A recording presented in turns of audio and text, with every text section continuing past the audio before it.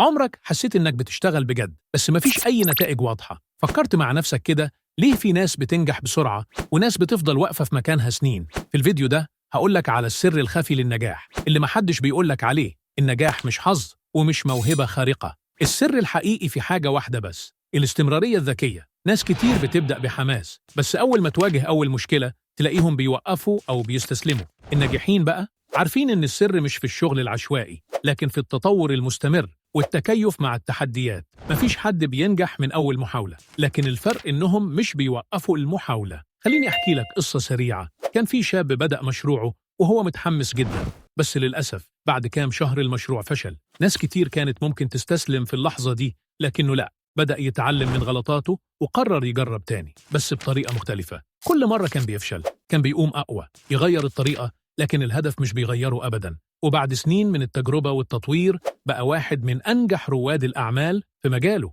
طيب إزاي تطبق السر ده في حياتك؟ خليني أقولك على 3 خطوات بسيطة بس فعالة جدا. ابدأ حتى لو مش جاهز. اوعى تستنى اللحظة المثالية لأنها مش هتيجي، والكمال مجرد وهم.